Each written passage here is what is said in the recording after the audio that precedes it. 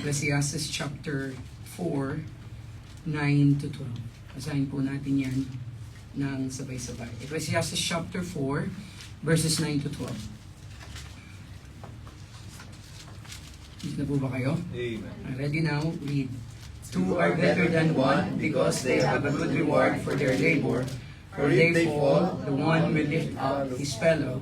But woe to him that is alone when he falleth, for he had not another to help him up. Again, if two lie together, then they have heat. But how can one be warm alone? And if one prevail against him, two shall withstand him, and a threefold cord is not quickly broken. Tayo pong lahat ay manalangin. Panginoon, salamat po sa inyong kabutihan. And thank you for bringing us here. You take care of us. You took care of us sa aming pong mga trabaho, sa pagmamaneho, sa pagtatravel, sa pag-commute and everything. At dalangin namin, Panginoon, na muli kayong maitaas at sa inyong pagpapaalala sa amin ay amin itong maintindihan that it's very important, the word maturity, and we need one another to do that. Because never sa inyong salita, sinasabi niyo na we must be secluded and we must be alone in our Christian life. We will never grow, we will not understand our fault kung kami, Panginoon, ay malayo sa isa't isa.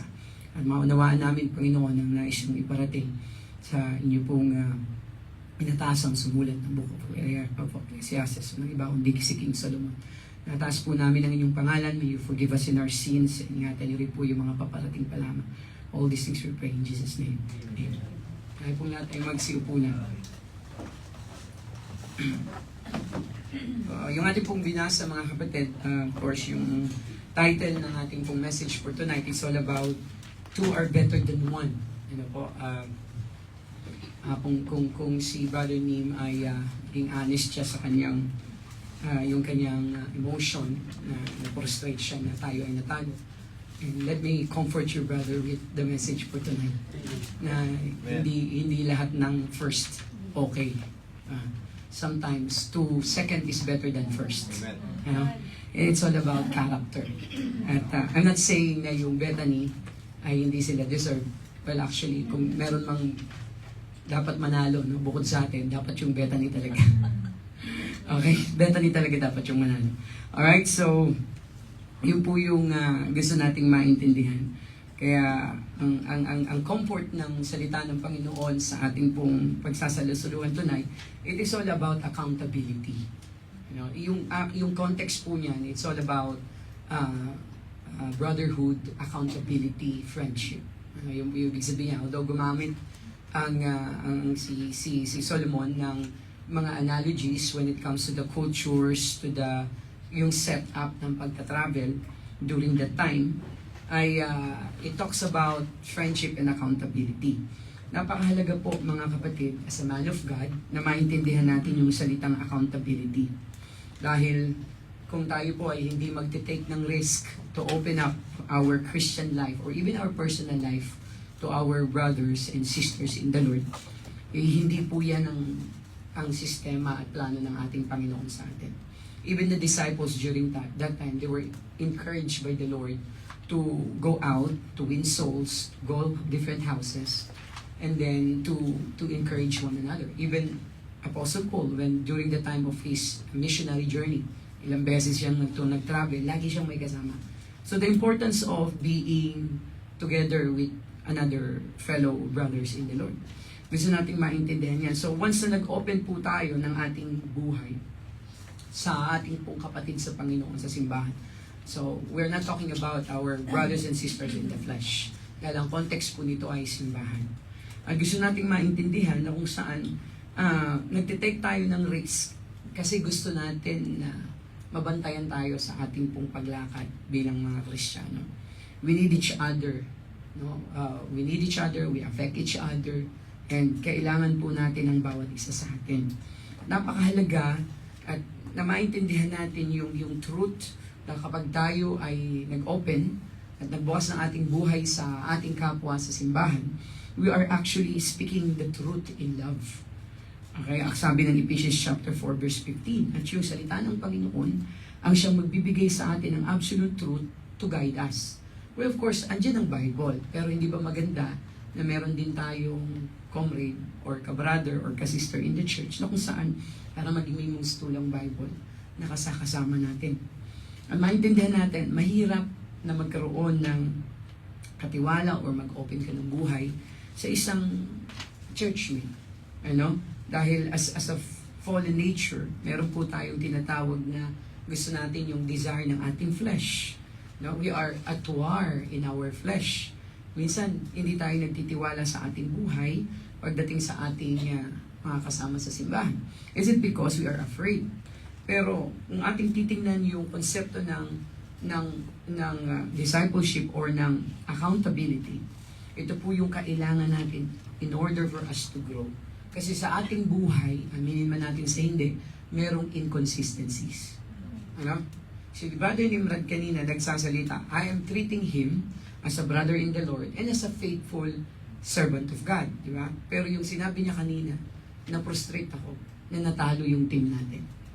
Hindi ba inconsistent? Papansinin mo? So it is just by nature sa ating buhay na maging inconsistent. Even me, may inconsistency sa aking buhay kasi tao lang tayo eh. Kaya kailangan natin na magbantayan sa isa't isa. And I know that Brother Nimrod is a mature believer or going there, wala naman talagang mature na, nag-grow siya, at yung comfort ng kanyang asawa, and then malipas yung emotions, sakit ng katawan, tatanggapin niya na yan na, di ba, hindi nanalo, masaya naman. Diba? Kasi nag-grow eh. Pero doon sa part na kung saan nagiging inconsistent tayo sa ating attitude, sa ating pananaw, sa ating pong Christian life, no? And doon in the middle of heightened of emotions, nagiging inconsistent tayo dyan kung minsan. Kaya kailangan natin ng isa na magbabantay sa ating attitude. Kailangan natin ng isa na magpapaalala sa atin. Dahil nga, we are in nature inconsistent. Kaya kailangan natin mga kapatid that someone who will take the risk. At kailangan kung ikaw ay ready at willing ka na mag-mature at mag-grow. So you are willing to risk that part of your life na maging honest ka sa iyong relationship. No? Sa ating mga asawa, okay lang yan, normal lang naman. Pero I'm talking about not your wife, not your sister in the flesh, or not your brother in the flesh. I'm talking about the brothers and sisters in the Lord. Kasi mahalaga yan eh, na maintindihan natin yan, yung salitang commitment at yung salitang accountability, na pare-parehas tayong tinubos ng ating Panginoon. At kita niyo mga kapatid, as we grow in Christ, in that relationship with one another, na kung ang Panginoon ay nananalaytay sa bawat isa sa atin yung pag-ibig, ang nais niya rin yung i-transmit natin yung pag-ibig sa bawat isa. Kita niyo, yung salitang maturity, hindi yan malabo na ma-achieve natin. Okay? Of course, matagal pa yon, pero as we grow together with the Lord, doon natin makikita na yung ating ability to trust someone, yung ating ability to take risk, at ilagay natin yung ating buhay at ipakita natin sa ating pong kapatiran sa simbahan na tayo po ay totoo at nagmamalasakit sa isa't isa, we can grow. We can overcome our fear of disclosure. Yan ang problema minsan sa member ng simbahan. Diba? Hindi pa rin nawawala yung kanyang tinatawag na kanyang pag-reserve sa kanyang sarili. Meron pa rin pong disclosure. Ayaw niya pa rin i-open na kung saan, kung minsan nangangailangan na ng panalangin at nangangailangan na ng shoulder to cry on. So kailangan po nating maintindihan yan that we have to risk that relationship in our circle of accountability. Alam niyo po, kapag nangyari yan, makikita natin that you are willing to take counsel, to listen to that counsel, and to give counsel, to pray with one another, to that person, to share your life with that person in a deeper level of commitment, and responsibility. Makikita niyo po yung resulta na napakaganda. Kaya gusto nating maintindihan mga kapatid, in order for us to do this, kailangan natin ang bawat isa sa atin dito sa church. At kapag tayo magiging serious na, the Lord will shapen our godly character. Okay? Our perspective will become better, eternal perspective, and our mutual relationship will grow. Hindi lang po ito secluded sa isa. It will actually grow to another brother in the Lord, to another sister in the Lord. And we are going to enjoy that partnership working together. So if we decide to develop mature Christian character, kailangan nating ma-realize that we are weak, okay, in the flesh. We are in need when it comes to the listening part. We are sometimes lack of wisdom when it comes to our walk with the Lord, at kailangan natin ng bawat isa na magpapaalala sa atin. And to the last reminder, sometimes we are in denial. Mahalaga yung tinatawag na accountability partner. Kasi minsan in denial tayo. Na parang sa tingin natin, okay lang tayo, but we are not. At sometimes, tingin natin sa ating sarili na hindi tayo nakaka-offend, but we are. Ano? At may isang tao na dapat magpapaalala sa atin yan, mga kapatid. Kaya kung ang ating puso lamang ay tama, and then purely that we are going to give that to the Lord will bless us. And the Lord will bless that kind of relationship that we are trying to build in this body of Christ. At kailangan natin yan, mga kapatid. Kasi medyo lumalaki na tayo. At kailangan natin na hindi lang yung basta discipleship, nagsisimula yan dyan, discipleship into accountability. Kasi maraming maaabot, marami tayong makikilala pa.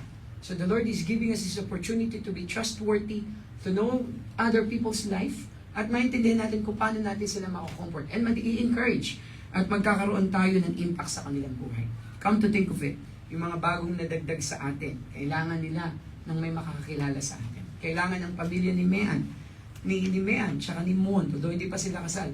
Kailangan ng pamilya ni June, ni Geraldine, at tsaka ni Ahan. Gwapo yung bata, no? Ang gwapo-gwapo ng bata. Nung Tuesday ko lang siya napagmasdan. Biblical yung pangalan niya. Hindi Achan, ha, Gab? It's not Achan, ha? It's Ahan. Ha? Baka ma-offend si Kuya June. Tahimik lang po naman. Ngiti-ngiti lang. Okay, so, ito yung kailangan natin, mga kapatid. Kaya just imagine kung wala mag-i-spend ng time sa mga bagong ito. At sila ay hindi makakakuha ng comfort sa atin at yung trust na mabibuild up. Paano sila mag-open ng kanilang mga, diba, kalagayan? Kaya, join me as we discuss our 4 points lang naman po ito, mga kapatid, tonight sa ating pong napiling talata. So, sabi ko nga sa inyo kanina, the context is in the church, and the context or the paradigm and the analogy ay doon sa parang magta-travel. Okay? So, ito po yung hinihalin tulad ni Solomon sa nagta-travel during the time ng kanila pong pamumuhay sa kanilang culture. So, makikita natin dito na pinakita at binigyan din ni Solomon yung kanyang experience to become an independent man and to be a trustworthy man, na siya po ay nakakuha ng pagtitiwala ng maraming tao as a king, di ba? Siya yung nag-lead, at maraming mga tao na tinuring siyang friend. Okay, gusto nating maintindihan that two are better than one. It talks about accountability, friendship, and brotherhood. Because we have to value these people that the Lord has entrusted to us. We have to value these families. We have to value Sister Resi. We have to value Sister Jenny. We have to value Brother Mike, Brother Randy. We have to value new faces in the church. Kaya kailangan po natin ng accountability. At kung ating lang pong i-recall yung isang Jewish proverb, di naman po ito biblical, pero merong isang Jewish proverb na sinabi, a friendless man is like a left hand mourning of the right. I was thinking about this proverb. A friendless man is like a left hand that mourns on the right. So, ang isa doon taong walang kaibigan at walang accountability partner, so parang pinoproblema ng kaliwa niya yung kanan niya. You just imagine, iisang tao, pero meron siyang problema when it comes to his relationship. Not only to himself, maybe, or to other people. Meron siyang identity crisis, maybe. Kaya gusto nating maintindihan yan. Gusto nating makita na during the time si Solomon, while maybe was writing this, he was thinking about the pilgrims on the highway. He was thinking about two people that are traveling. Right? So, tingnan natin. Two are better than one. Two are certainly better than one when it comes to number one, working. Kasi ano sabi ng verse 9? Two are better than one because they have a good reward for their labor. So, tulad ni Solomon na yung dalawang nagtatravel at the same time, kapwa sila nagtatrabaho. Hindi nga naman madali lang naman intindihan, di ba? Two workers can get more done. Mas maraming na-accomplish ang dalawang tao sa isang tao. Pastor, depende yan. Alam ko yung nagtatakbo sa isip niyo, depende yan, Pastor. Kung minsan, yung 5 tao kaya ng isang tao lang. Minsan nga, yung 5, nagpapagulo pa yan eh. No? Wag yung patapusin niyo muna ako, ha? Ang ating context si Solomon. No?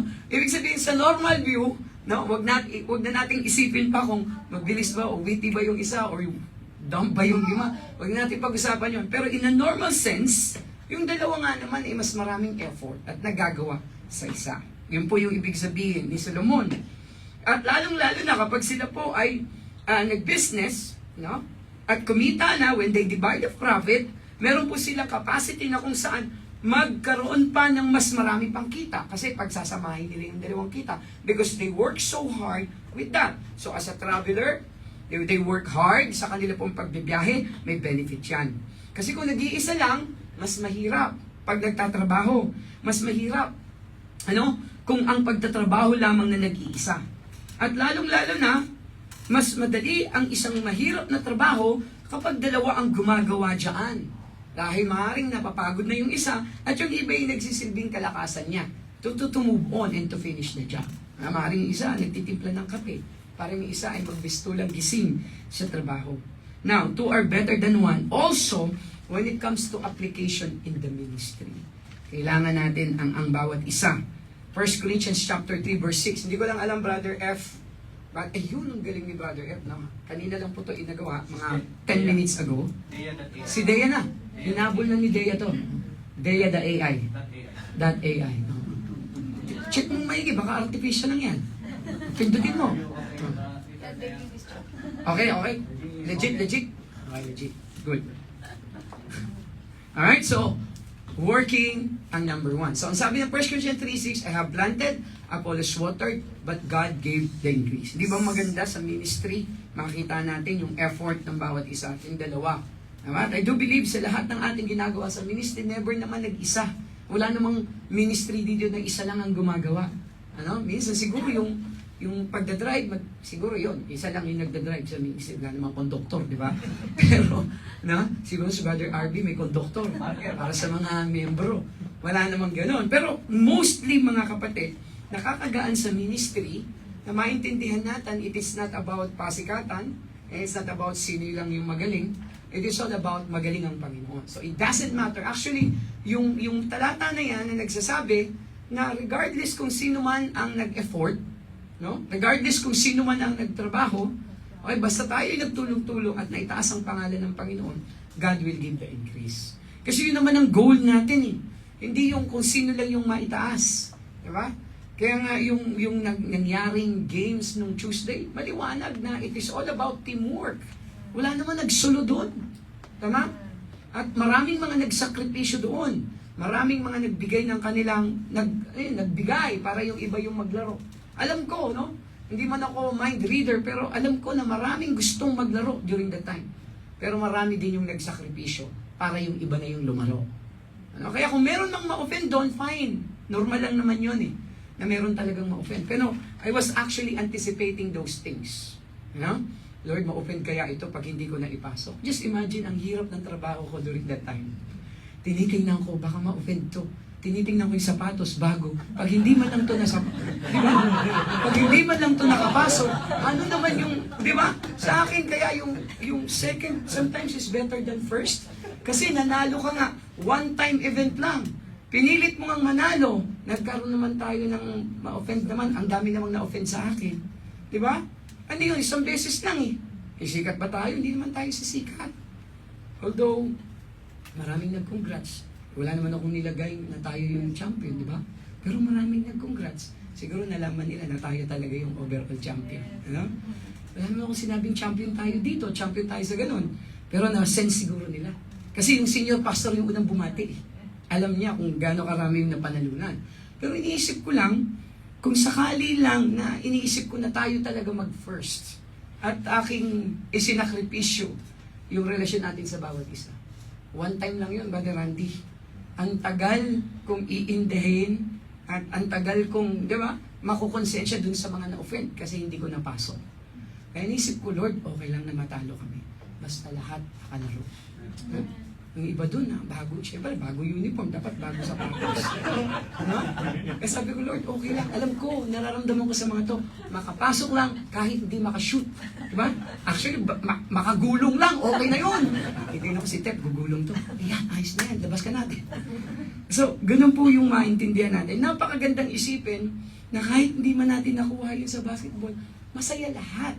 Kasi nakapasok, di ba? Yun naman lahat. At imagine niyo yun. At alam ko, kumbaga, maraming mga nagsakripisyo doon because we understand the working together can have a very good result. You know, regardless kung sino ba yung nakashoot o hindi, kung sino ba yung maraming na points o hindi, kung marami ba yung gulong mo o kalmot mo, it doesn't matter kasi lahat tayo binigay natin yung ating best. Kaya yung po sa ministry, tulungan, and I do believe na marami pang mga mangyayaring pagtitiwala at ibibigay sa atin ng Panginoon. And I'm so proud of this church. Ano? Maraming mga bumubulong sa akin. Pastor, may mga negative na, sabi ko, ilan lang naman yan. Binibilang ko eh. Yung mga nagko-comment daw. Sabi ko, okay lang yan. No? Hindi naman ako apektado dyan. Hanggat yung pastor nila yung lumalapit sa akin, wala yun. Di ba? Wala naman lumapit na pastor sa akin. At sinabing, madumi kayong maglaro. Walang sinabing gano'n. Di ba? Kasi binabawi naman namin sa gulong. Di ba? O kung madumi kami maglaro, pinapahira naman namin ng mga jersey namin. Di ba? Lahat ng dumi, nilinis ni Nimrod. Gumulong din si Lando. Sa akin, ang prayer ko nung last, hindi manalo talaga eh. Ang prayer ko, wag ma-injury. Kasi ilang beses na, no? First game, second. Sa totoo lang, yung first, second game, pinag-pray ko talaga na manalo tayo. Kasi alam ko, sabi ko, imposible, malalaki sila. Pero meron lang talagang formula na kaya natin silang talunin sa bilis. Sabi ko nga sa yun, yun talagang advantage kapag medyo paya tayo. No? 6-footer ka nga, laki naman ng tiyan. No? Yung number 11 na Chinese, laki ng tiyan, pero tangkad. No? At sa totoo lang, maganda yung karakter niya. No? Nag-CR kami. Hindi ko naman siya kilala eh, taga-Freedom. Iniisip ko, yun yata yung sinasabi ni Jun Limpot dun sa Birian, na matangkad, na meron daw hinugot, na hindi naman daw miyembro ng church. So, nung nakita ko mga kalaban natin ng Freedom, umikot ako, tinignan ko, sabi ko, ito yata yung mga hugot, mga hindi nagsisimba to. Yun yung sabi. Pero hindi ko naman agad pinaniwalaan. Nung naglaban na, ni hindi mo narinig mag-complain. Ang dami pang complain ni JC kaysa dun sa matangkad. Diba? Tinalo natin yun ha. Kaya nung pumunta sa CR, Brother Mark, Pastor, ganda ng laban, Pastor. Nakakatuwa yung team niyo. Sabi ko, sir, nahiya ako sa'yo. Bakit naman? Wala kang angal. Binantayan ka ng tao namin. Alam ko, nasasaktan ka na. Okay lang yun, Pastor. Laro to. Kaya iniisip ko, kung hinugot man yun, sa tingin ko, Kristiyano yun. Di ba? Hindi siya nagreklamo eh. Pansin mo? Si Kaloy, tinaluhan siya. Natatakot ako kay Kaloy kasi yung siko nung 6-footer, nasa ano niya, tahi niya. Natatakot ako. Tapos si Freya naman, wala lang, no? Isa-isa ni Freya. Nagpapadete, basang-basa na dito, wala lang. Kakayel. Di ba? So mga kapatid, maganda yung nangyari. No, at least makikita mo talaga doon na talagang ano lang, sports lang. So maintindihan natin doon na itong mga taong ito, they work hard kasi alam naman nila na hindi maayos ang lahat. So, ang prayer ko nung last game, hindi manalo, sa totoo lang. Ang prayer ko, huwag ma-injury. Kasi isang beses lang tayo maglalaro, bukas, trabaho ka na. Yun talaga yung back to the ball game. Diba? Back to the reality of life. Imaginein mo, si Brother Lando, ang prayer ko, huwag ma-ACL. Nakailang talon yan. Di ba? Nakailang talon, tapos yung bagsak, sabi ko, nakakatakot. Buhos-buhos talaga eh. Si Jace naman, hindi yung katawan ang inintindi ko. Yung init ng ulo. Di ba? Gusto ko nang tumawag ng pulis eh. Di ba? Kaya ang dami nating kinaharap nung time na yon. Pero sa biyaya ng Panginoon, hindi naman talaga nauwi sa, ano yun, sa sakit. Kasi yun yung pinaka nakakatakot doon. Kung si Nimrod gumulong, hindi mo alam eh, kung ano yung kakahinatnan eh, no? Tapos may mga nananadya na rin, pero hindi naman natin sila irereklamo kasi nga, lahat naman ay laro lang talaga. Kung sinadya man nila yan o hindi, nakita natin dyan na maganda pa rin na natapos na walang injury. Yun ang pinaka-importante sa lahat. No? Kasi mas concerned tayo sa kalusugan ng bawat isa. At sa biyaya ng Panginoon, natapos naman yan. At ang sabi ng 1 Corinthians 15:58, therefore, my beloved brethren, Diba? Be steadfast, unmovable, always abounding in the work of the Lord. For as much as you know that your labor is not in vain in the Lord. So yung sports day ba na yun, part din ba ng ministry natin yun? Part yun. Nag-effort tayo eh. And our labor is not in vain. Yung practice natin ginawa, it's not in vain. Wala naman tayong hinangad, kundi, kumbaga, i-represent lang naman ng church in a very godly way. Ano? Kaya, naging, di ba, ito po'y, ang goal naman natin is ma-encourage tayo. Number 1, yung ating camaraderie. Number 2, yung ating physical health. Gusto nating makita na ang kahalagahan ng pag-ehersisyo. And thirdly, yung ating pong relationship sa ibang mga simbahan. Ano? Kaya, sa biyaya ng Panginoon, wala namang sinabi na ganito, ganyan. Well, in fact, positive po lahat nung naging feedback nung afternoon. No? So pagkatapos nun, hindi pa nga natatapos yung laro, tinatanong na ako na magkukumit ba daw tayo sa mga susunod pang mga laban. No? Sabi ko, kahit yun, player namin, tinutulok si Brother Manuel, yun, okay lang ba sa'yo, maglaro uli yun? Okay lang yan, Pastor. Panay ang reklamo nun sa referee. Ano, Pastor? Dahil nasa lugar naman. Sabi ko sa kanya, ano ba yung mga nare-reklamo mo sa referee? Pastor, sinasabi ko lang, yung mga naniniko. Ay, maganda naman ang resulta. Ilang beses na tinawagan yung naniniko eh. Yeah, good. Basta ganun lang. Yung reklamo kasi ni JC, iba eh. Pastor, pwede bang isa pang referee? hindi daw makita yung tawag. Isa pang referee.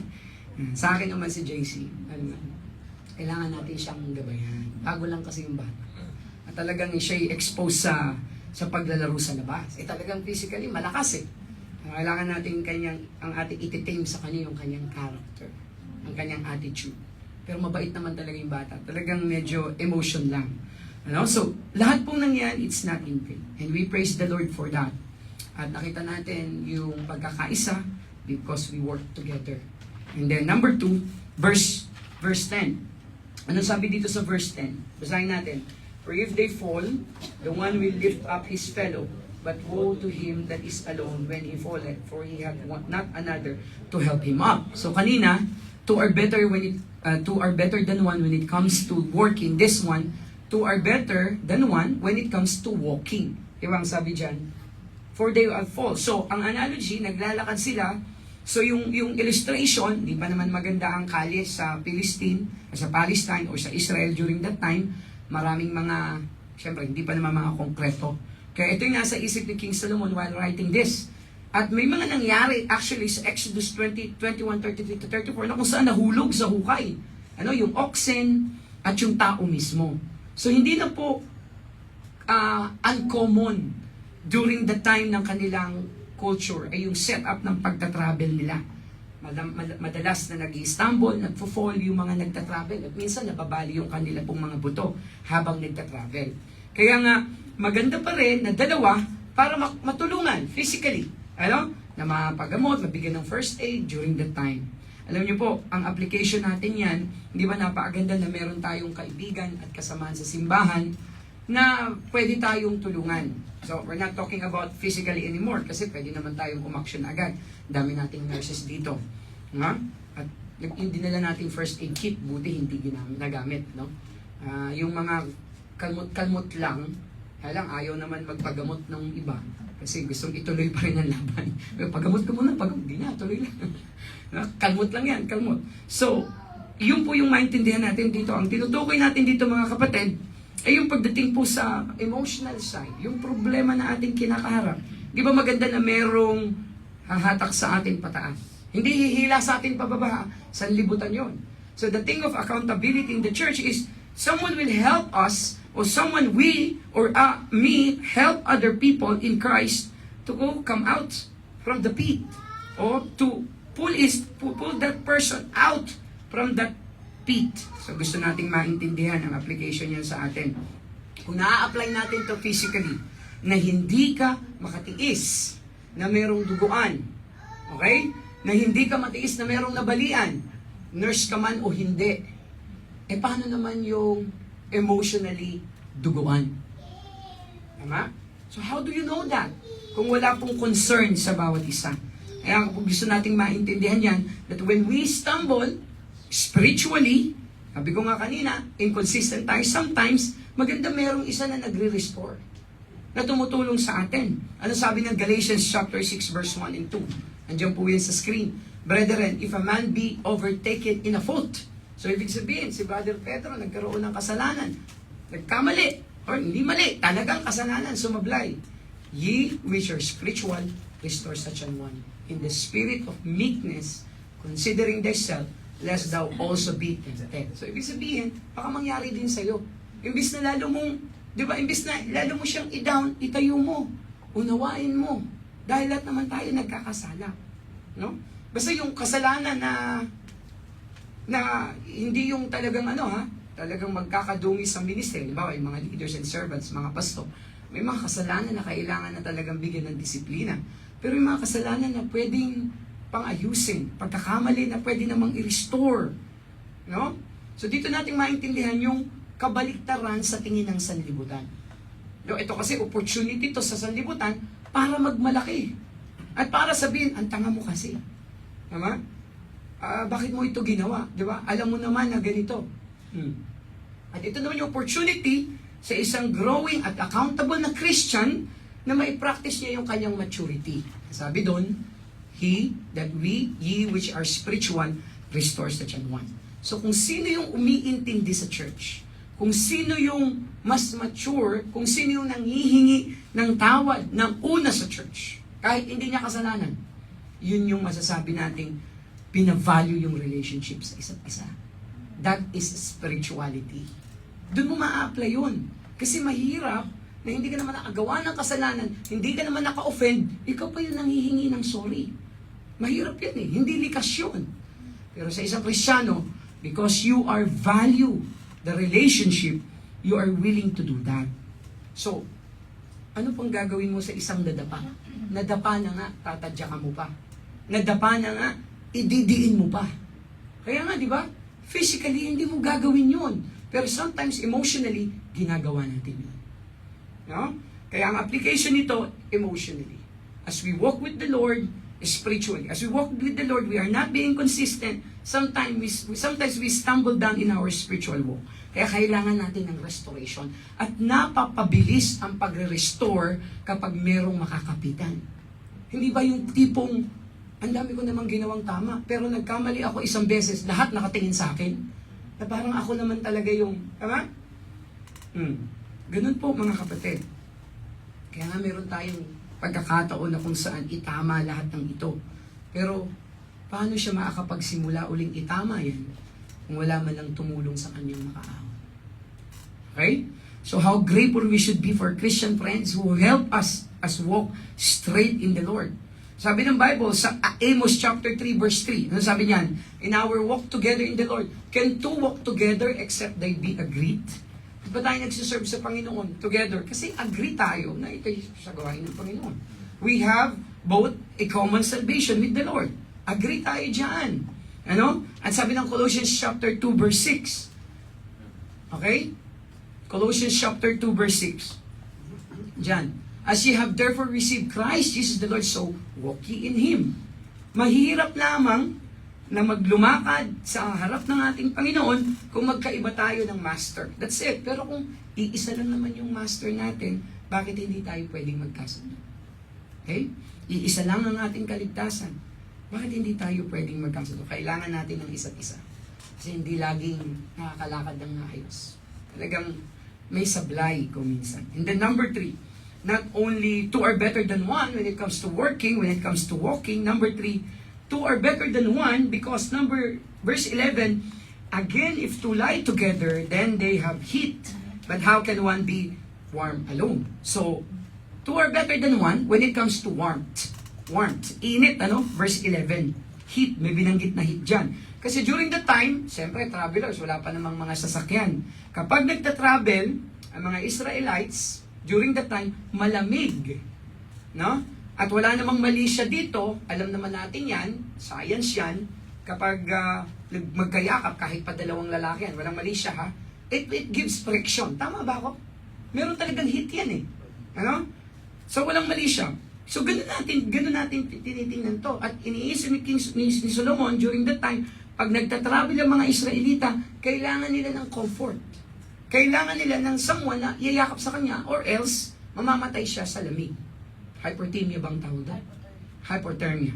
So, ganun ang explanation dito. At kung ang isang tao na magta-travel during that time, siya lang mag-isa, kailangan niya ng extra blanket to add that to his load. Imagine niyo yun. Kung dalawa sila, hindi mo na kailangan ng extra blanket. Pero kung mag-isa lang, papasanin niya pa yun while traveling in the middle of the night, in a cold night. So, ganun po ibig sabihin niya. You cannot warm yourself alone. So, kailangan mo pa ng ibang bagay. So, anong ibig sabihin niyan, mga kapatid, in our church relationship? Hindi ba, ang warmth, sabihin niyan, encouragement. Something na nakakapag, stir up ng ating nanlalamig na emotions at spirituality. Kailangan na mayroong makakapag-rekindle ng init na yan. Diba? Magsasabi sa'yo, kapatid, ginagawa mo to dati. Mainit kasi ito sa pagsusulwiling. Ba't hindi na nangyayari ngayon? No? Ang makakatulong yan, yung accountability partner natin. Amen? Diba? Kasi ikaw minsan, in denial tayo. Iisip natin, okay lang tayo. Pero yung ating spiritual life pala, imbis na palapit sa Panginoon, palayo na. Ano? Wala na yung init, wala na yung tamis ng paglilingkuran sa dinami-dami ng mga heartaches and offense na ating naranasan. Sa buhay, personal na pamumuhay, sa trabaho, and then yung relationship natin sa isa't isa. Nakakadagdag din yun. Pero yung warmth ng relation, ng fellowship natin sa isa't isa, nakakapagbigay ng encouragement. 1 Thessalonians chapter 5 verse 11. Anong sabi dyan? Wherefore, comfort yourselves together and edify one another, even as also ye do. Sinabi din sa Isaiah 40 verse 31. Napakagandang encouragement. But they that wait upon the Lord shall renew their strength. They shall mount up with wings as eagles. They shall run and not be weary, and they shall walk and not faint. Alam niyo po yung pag-iintay, ang hirap pag nag-iisa ka. As we walk patiently in the Lord, mas magandang may kasama ka. Minsan hindi mo napapansin na ang tagal na rin palang hindi sinasagot ng Panginoon yung panalangin mo. Pero hindi ka nagmamadali. Tama? Hindi ka nag-aalala. Kasi merong kasama ka sa church na nagpapaalala sa'yo na God is still good. At napupulfill o napifill in niya yung tinatawag na mga pangangailangan mo emotionally, spiritually. Magandang nag-iintay tayo sa Panginoon na nagsiserve na may kasama tayo. Amen? Napakahalaga niyan. And then lastly, finally, two are better than one when it comes to our verse 12. And if one prevail against him, two shall withstand him, and the tree cord is not quickly broken. Doon muna tayo sa first part, yung A. And if one prevail against him, two shall withstand him. Atake ito, yung prevail no? Parang pag may away, no? So kaya yung point number 4 natin, watch care. Ano? Two are better than one when it comes to their watch care. Ibig sabihin, merong magbabantay, magtatanggol sa atin, especially na sa gabi. Okay? Ang sabi ng ibang version ng Bible, though one may be overpowered, two can defend themselves. Mahirap din mag-travel during that time na mag-isa. Kasi bukod sa malamig, maraming mga loopholes dahil nga hindi maayos yung lugar, pwede silang matumba, meron pang mga masasamang tao. Di ba nga, na-example na yung, tama? Yung thieves. Di ba? Yung parable ng thieves, yung Samaritan guy. Alam natin yun Hinold up.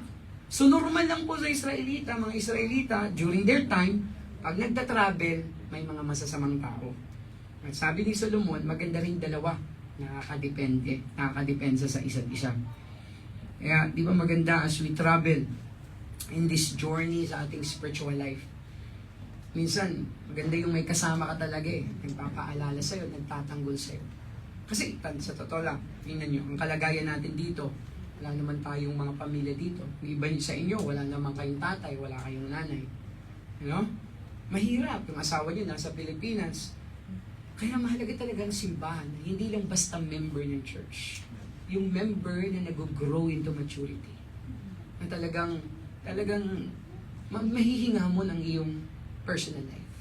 Na hindi kayo bibenta, na hindi kayo mamanipulate, na hindi kayo take advantage. No? Itong Kristiyano na willing na maging accountable at willing na bantayan ka spiritually. Kaya you have to pray for that. Magkaroon ka ng Jonathan, kung David ka, dito sa church, mapalad ka. Okay? And I am one of those privileged pastor. Right? Nagkaroon ako na hindi lang basta pastor, no? Okay? Sa akin, lately na nga lang yung pastor. Eh. Pero sa akin, I'm one of the privileged member of this church. Nung napunta ako sa abroad, nagkaroon ako ng parang Jonathan na rin sa aking buhay. Si Sir Jim. Nung nakilala ko siya. And I am praying for him always. Hindi ka iiwan niya. Huh? Oh, of course, nandiyan naman sila Brother Lando, pero mga bago na yun. Pero ito, nasa kabilang simbahan pa kami, magkakasama na kami yan. At nakita ko sa kanya na talagang ito, talagang titindig to sa katotohanan. Nung time na kung saan umalis kami at nagpaalam. Hindi to nagpadala sa suhol. Alam mo ba sinabihan niyan, huwag ka lang umalis dito, preacher ka na. Eh, gitarista lang naman siya. Sabi ni Brother Jim, sabi ni Sir Jim, pambira, gitarista lang ako, gagawin na akong preacher. Di umalis tuloy. So, totoo yan. Totoo yan. Hindi nagdalawang isip na tayuan ang katotohanan. Dinala niya yung pamilya niya, pati nanay niya. Pati si Ella. Eh, si Ella, isa pa yun. Di ba? Basta katotohanan. Maghanap ka ng kagaya ni Sir Jim. Marami yan dito. Okay? Hindi ka iiwan niya. May mga alam yan sa buhay ko, may alam ako sa buhay niya, kami lang nakakaalam. And I value that. Kaya hindi kami, sa akin lang, mahirap magsalita ng tapos, pero marami na kaming pinagdaan. And I've seen His faithfulness. Never nag-waver. At marami pa kaming taon na bibilangin. Okay? If the Lord will still give us, more life, talaga namang, I really thank the Lord for this guy. Maghanap ka ng Jonathan mo dito. Babae ka, hanap ka ng ganyan. Pero bang babaeng version ni Jonathan? Jezebel. Yari ka. Di ba? Hindi, I'm not kidding. Kaya si David, di ba? Biro mo, anak ni Saul, si Jonathan, next in throne. Pero si Jonathan nagsabi, hindi, mali, hindi na plano ng Panginoon yan. Ikaw, hindi tatay ko. Susuportahan kita. Just imagine that. Dinify ang family, ang tatay. Yun ang totoong kaibigan. Nasa tama. No? At itong accountability partner na sinasabi ko, yung two are better than one, ito yung maglalapit sa iyo sa Panginoon. Ito yung magsasabi sa iyo, Brad, sis, kasalanan na yung ginagawa mo. Hindi na maganda yan. Kung gusto mong iwan yan, o ako ang mawawala sa iyo. Amen? At itong kaibigan na to, itong accountability na partner na to, itong two are better than one na to, ito yung magsasabi din sa'yo, tama? Na ganito na ikaw ay nawawala na sa Panginoon, ay nakakalimot na sa Panginoon. Ito yung may totoong concern sa'yo. Tama? Hindi ito yung tao na opportunista sa'yo. Amen? Hindi ka, kaibigan ko si Pedro, maraming pera to eh.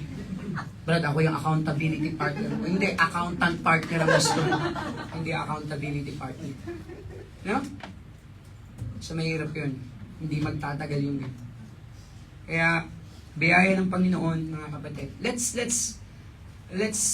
pray for this one. Kasi, mahirap, no? Mahihirapan ng kaaway na mawala ka sa church at pakalusot ang kaaway kapag matibay ang samahan. Kung meron kang isang accountability partner, mahihirapan si Satan na mawala sa simbahan. Kasi maghihilaan kayo. Balik. Yung magsasabi sa'yo, huwag kang umalis sa church. Normal lang yung ma-offend. Malilipas din yan. Hanapin mo yung ganun tao. Hindi yung, talaga yan si pastor. Na-offend din ako dyan. Hanap tayo ng ibang pastor. Yung hindi maingay.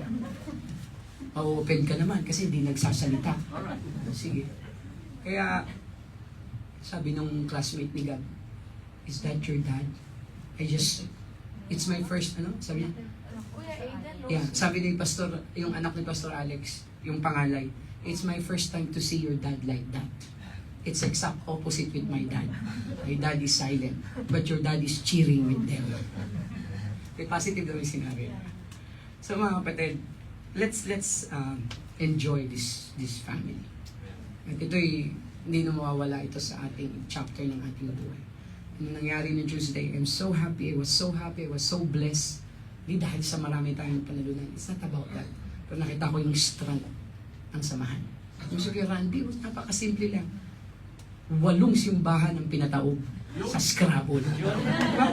Hindi nilang alam, nag-cheat si Brother Rodney. Oh, sa F, na alam ko yung nag-cheat siya. Lahat ng words nilagay sa sombrero. Sombrero to eh, buda-buda eh.